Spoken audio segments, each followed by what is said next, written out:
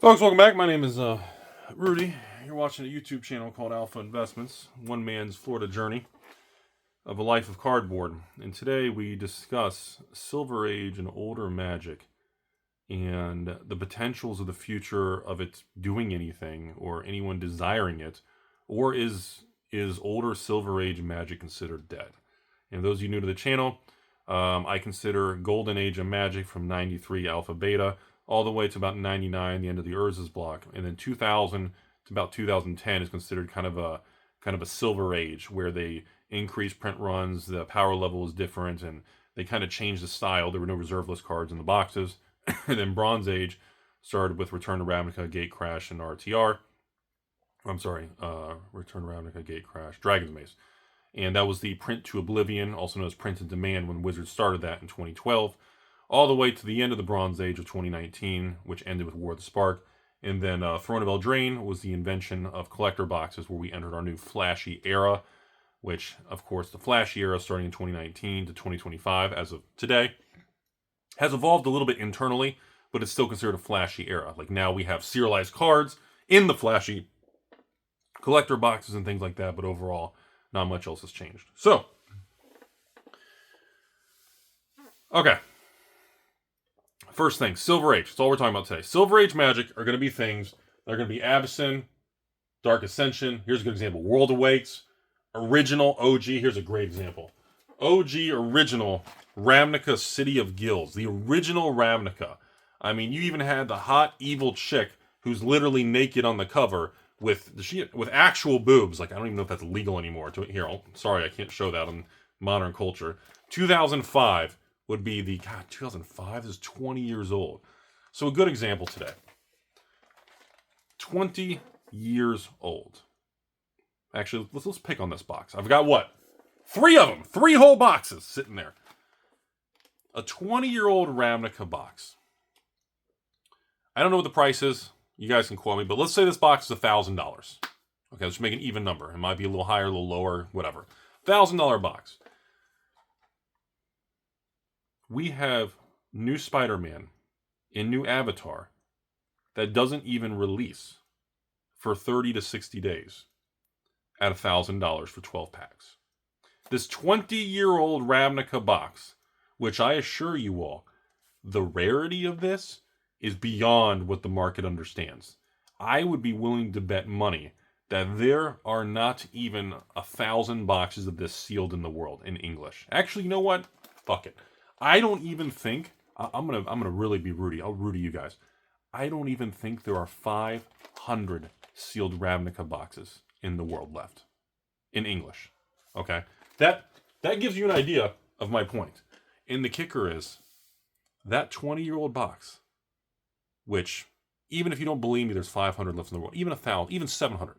There's less than 1,000 in the world, and you're telling me that box from 20 years ago that's I consider extremely rare is worth the same as something that hasn't even come out yet. That is how far the world has come on sealed magic, modern culture, print runs, collector boxes, price increases from Wizards and Hasbro. Again, at release, that was like a $60 box from distribution. MSRP gang, where's my MSRP gang at? This would have been a $99 box. Stores would have paid 60-something bucks. Maybe they make $20 for shipping and fees. Okay? Now today, a mini little collector box of Spider-Man or Avatar is probably going to be $300, maybe $350 a box, depending on distribution and quantity, for 12 little packs. That's already pre-selling for $1,000. So that makes you step back and say, okay. So if I had no knowledge of this industry, and somebody told me that example, I would immediately say, okay, well, that's a great example, Rudy, of that era of product is dead. It's dead. That would be my initial assumption. If somebody gave that example to me, and I knew nothing about this, I would just say, well, that just tells me the market has no confidence in that in the future.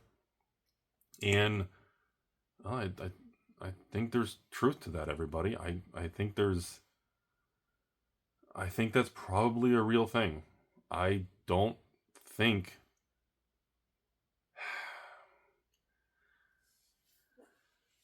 I don't see how Silver Age sealed magic can appreciate, become desirable, and become attractive to anybody. Like, let's look at the possible outcomes. Okay, number one, the rip and shippers, all the online streamers, are they going to want to rip something like that? And what? Get a $20 Shockland on what? $100 booster packs or $50 booster packs? Do you see my point? It wouldn't make for good content. It wouldn't make for good views, and it wouldn't make for good opportunity for rip and shippers to use old product because nobody wants it. There's no excitement. Okay. One of the biggest drivers of value in this old stuff was the old foils that were rare, difficult to pull, and everything. Well, foils have been diluted. Nobody cares. Many new cards, non-foil versions without the flashiness, sell for more than their foil counterparts because a lot of people don't even want foils. So we are now in this era. And to remind you all, Rudy got this one wrong big time. I definitely, because I never in a million years thought I'd be sitting here in 2025 talking about how that's really not desirable hot stuff and all everybody wants is Spider-Man, their Final Fantasy, or hell, Edge of Eternities, hell, Tarkir, Foundations, Bloomborough. Not even the collector boxes, just the play boxes. And that's, I mean, a case of the new Final Fantasy play box. 6 regular play boxes are online right now for $230 a box. That's almost $1,500 for a sealed case of just brand new standard legal play boxes. That's more. That's 1.5 Ravnica boxes from 20 years ago. So that's where we're at. And the nasty truth of it is, I don't know how that can change. I don't know what catalyst would be needed for that to change. And my instinct says, I don't think it's going to crash in price because it's just too rare. But I don't see the future bullish growth opportunity that I had when I acquired all of that. When I was buying that era of stuff, my attitude and my positivity, it's not there. And the reality is, there is no way younger, newer Magic players are going to choose that for $1,000 to get a couple Shocklands or a couple foils over a collector box with serialized cards or a Universes Beyond set. That is just the fact. Whether I like it or you like it is not really the point of the video. I don't see a path forward where Silver Age Magic, no matter how rare it is, and it's rare, but rarity is not equaling desirability. And there is no desire. If you ask any younger person at a convention, would you rather have a case of Final Fantasy play boxes, or would you rather have one box of Ravnica? And they say, well, what's in that set? And they pull it up, and every card's been reprinted. Shocklands have been reprinted 20 times. Hell, the new Ravnica remastered, we've got serialized Shocklands that are $1,000 a piece. What is there? There's no excitement to open it. There's no cards inside of it to desire. There's no hype around it to even take it to a convention and film the opening and have a big... There's nothing there. That's what's happening. Now, as you all notice, I did a box opening of Avacyn Restored on this channel a couple weeks ago, about a month ago. And the views were very high. 40, 50,000 views for box opening. You all loved the video. It was a great time. But that might just be because it's the first box opening I've done in months, because I really don't do many box openings anymore. But that's the problem with this stuff is, if I say Wizards made the newer products better, and that's why the old ones feel crappy, that has truth to it, but it doesn't, because your definition of what's better and worse, and everyone's definition is different. Well, all I can say is Wizards has designed the new sealed product to be very desirable to the younger, newer generation. And nobody can argue with that data. Doesn't matter how you feel about Universes Beyond and Fallout, Assassin's Creed, Spider-Man, Avatar. and we don't even know what's coming. In the rumor next year, in the next few years, I'm hearing rumors of all kinds of universes beyond. I mean, I've heard everything from Star Wars to Star Trek universes beyond, all the way to a Ghostbuster set, all the way to Indiana Jones and Tomb Raiders to more Marvel sets. And I've heard so many rumors about universes beyond sets. And honestly, the rumors are probably mostly true, but doesn't mean they're going to make the set. I bet they've discussed it and reached out to different companies, and I bet they've reached out to multiple video game companies. I mean, imagine a Diablo universes beyond, a Warcraft, a Starcraft universes beyond, a Command and Conquer, a Resident Evil. Like, what?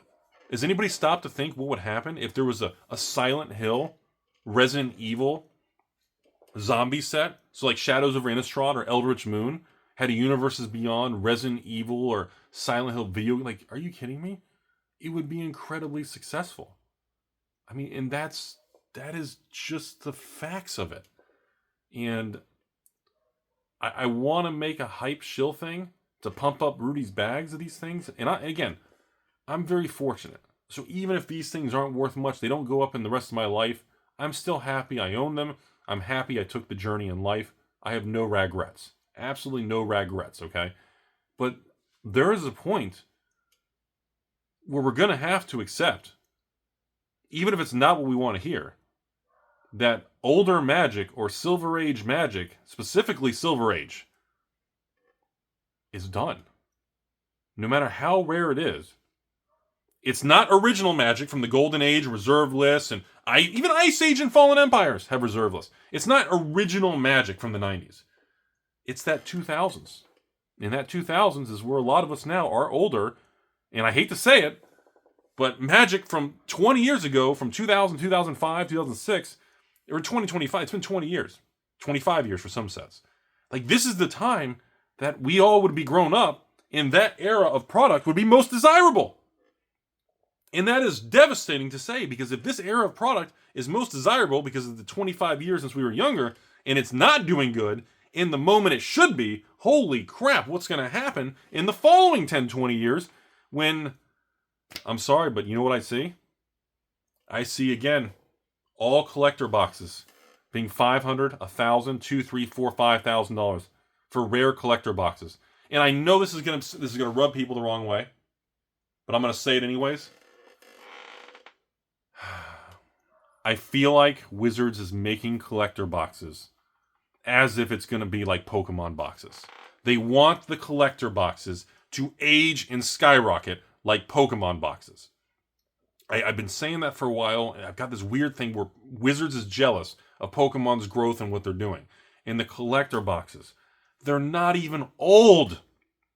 Imagine the fucking collector boxes in 10 to 20 years from now. Nobody's going to want what Rudy has sitting here. Do you realize in 15 years from now, a Final Fantasy collector box with chocobos and serialized golden ones that are still missing out there? Those things are going to be $5,000, $10,000 a box because there's going to be none left. Those are going to be the things that people are going to be cracking on stream, in a convention, to film, get a chocobo, even if you don't get a golden serialized chocobo, just to get a regular chocobo, to get a surge foil. Like, that's going to be the stuff. I can see it already. Because Final Fantasy is eternal. The Final Fantasy, the amount of series and the genre and the characters, Final Fantasy's not going anywhere. Resident Evil isn't going anywhere. You know, Warcraft, Diablo, these things aren't going anywhere. Like, these kind of things, like, I'm sorry, but Fallout, Assassin's Creed, Warhammer, and of course, you know, Doctor Who, these specialty products with really high-end serialized chase, and I can see people in 10 years going to a convention like I did 10 years ago to open vintage stuff in person and record it with you guys. Like, I can see the era where someone's like, hey, Rudy, you know, we're going to go to this convention in Vegas. We're going to open this Final Fantasy collector. We're going to open a Fallout collector. We're going to open a Lord of the Rings holiday collectors. And we're going to film it, see if we... Like, that's what people are going to do. That's going to get the views. That's the excitement. That's the rush. It's not this. Because, honestly, how many people right now want to open those? Somebody out there say, Rudy, I'd love to open them. Yeah, because it'd be fun. The smell of the old ink, the cards that'll bring back memories. But that's where it ends. We can draft it like it's supposed to be, these old draft boxes. We can have a great time. But then after that, it's dead. The cards have no significance. It's not Pokemon, where cards in the box are worth a ton. And again, we zoom back out. That's why I'm sorry to say, I just don't see a good path for Silver Age Magic. And it sucks to say that out loud and to share with you guys, because I have a lot of money tied up into it, and I don't think it's going to go up in value anymore. What we're seeing with collector boxes and new culture and new Pokemon and new Magic is completely different. It didn't exist a couple years ago. It definitely didn't exist before 2020. And with YouTube Shorts, TikToks, short form content, with the gambling epidemic, everybody's gambling, sports betting, everybody wants the potential for the big hit. Even if it's 1 in 1,000 for a serialized card, just the fact they get a chance, that's what the human brain is desiring. That's how young people are being wired by the overlords of the Zuckerbergs and social media. That is the future. I am not the future. That is not the future. That is the nasty truth of it. So, yeah, I mean, these things peaked at 2021. We're 2025. We're a couple months from 2026, which is 5 years. These things haven't even recovered back to 2021 pricing, and we're approaching 5 years. I mean, when you start approaching a decade of, when we go past into next year to year 6, you start going to 6, 7, 8, 9, 10 years, and there's no price movement. There's a point where you will have to take a hint and accept that the world has changed. And Rudy, you were wrong. And long-term investing, collecting on that segment was wrong. And it's starting to feel that way. It truly is starting to feel that way. There's always going to be some weird exceptions when you go into like different eras. Like Bronze Age, we're not talking about. Like Bronze Age, when you have these weird unsets. And you've got, Golden Age, where you've got, Visions, a weird set from the Golden Age. Still reserve list, still very iconic. But, those are different. I'm talking specifically in this video, the Silver Age era of Magic, the year 2000 through like 2010. What year was Avison? What year was this? This is 2012. Okay, so I was wrong. So 2010 through 2012. Okay, I was off by 2 years. So I guess before I end this video with you guys, I guess I'm trying to end it on something, what could be done to change that or to shift that potential future outcome. I don't know if there really is. I guess the only way to change some of this, which isn't going to happen, the only way to put upward pressure on Silver Age Magic boxes, and I know this is going to be a hot take, is to essentially never reprint like the rares or expand the reserve list. They would have to do something to target and pinpoint the cards in that era's boxes to try to force desirability or prices up, which is against Wizards, Game Piece Army, reserve list, reprinting, secret layers. It's just not going to happen. Past that, I don't. And again, I know some of you are going to say, well, Rudy, why should they do anything? Why does Wizards care? They already sold them. They made their money. And that's a valid point. Why should Wizards care? Wizards, folks, that's why nobody cares about the reserve list anymore. Wizards tried messing with the reserve list. They did Magic 30. It didn't do anything. And now they got collector boxes, Universes Beyond, serialized cards. They've cracked. They solved the Rubik's Cube of the infinite money glitch. And that's the next 10 years.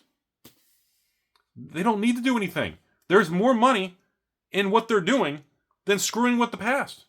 And if you're on a board of directors and you're a management person, you're an investor or an analyst, you know, if you're educated, that life is about risk reward. It's all about risk management. It's not about how much money I can make. It's how much money can I lose? What's the danger? What's the collateral damage? What's the potential downside? What's the legal downside? What's the potential of the market? And Wizards learned. And all this stuff's going to go down in history. The Magic 30, the bear market, and the turning of the market in October, November of 2023. I've told you guys over and over. That was the bottom. And when we hit December and January of 2024, nobody knew it yet. Well, the people I rambled to on the internet, nobody believed me. And this was the new era. So post this Ford era, They figured it out. It took them a few years. It took them a lot of collector boxes and tweaking print runs and adding and removing slots and serialized cards, but they figured it out. And they always say someone who really cares about you and likes you tells you the truth, even when you don't want to hear it. And versus somebody who's a yes man and just tells you whatever you want to hear in life to make you feel good. And step bro Rudy here to tell you all, we got to be honest with the situation. And that is the most likely outcome right now of Silver Age Magic is that it's done. That is the most likely outcome, meaning I believe there's over a 51% chance that that is over with. That is the future. And if that's the case, if you're out there with a lot of inventory or whatever, you have to accept that, because I don't see a path forward anymore. And that's the reality of Rudy's heavy bags. Very historical. That's all I have today, folks. Hope you guys have a beautiful day out there. That's it. I think we're done. What a video.